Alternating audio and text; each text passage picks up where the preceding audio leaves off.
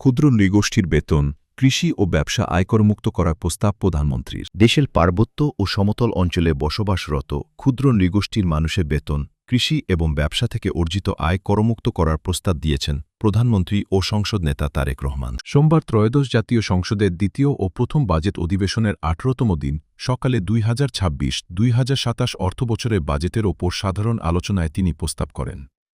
আমি মাননীয় অর্থ এবং পরিকল্পনা মন্ত্রীর দৃষ্টি আকর্ষণ করে বলতে চাই বা অনুরোধ রাখতে চাই একই সাথে আমি যে পার্বত্য জেলার যে ক্ষুদ্র নৃগোষ্ঠী আছে করমুক্ত আয়ের এই সুবিধাটা আরো একটু বাড়িয়ে তাদের ব্যবসা, কৃষিখাত সহ অন্যান্য আয়ের পাশাপাশি বেতন আয়কেও করমুক্ত করা হোক।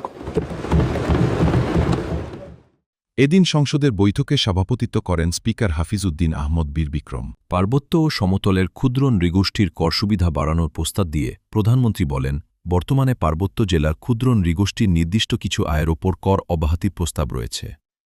এটি আরও সম্প্রসারণ করে পাহাড়ি ও সমতলের সব ক্ষুদ্র নৃগোষ্ঠী ব্যবসা, কৃষি এবং বেতনভিত্তিক আয়ও করমুক্ত করা উচিত। তিনি বলেন, দিনাজপুর, ময়মনসিংহ, নেত্রকোনা সহ দেশে বিভিন্ন অঞ্চলেও ক্ষুদ্র নৃগোষ্ঠীর জনগোষ্ঠী বসবাস করে। তাই সুবিধাটি শুধু পার্বত্য অঞ্চলে সীমাবদ্ধ রাখা উচিত নয়।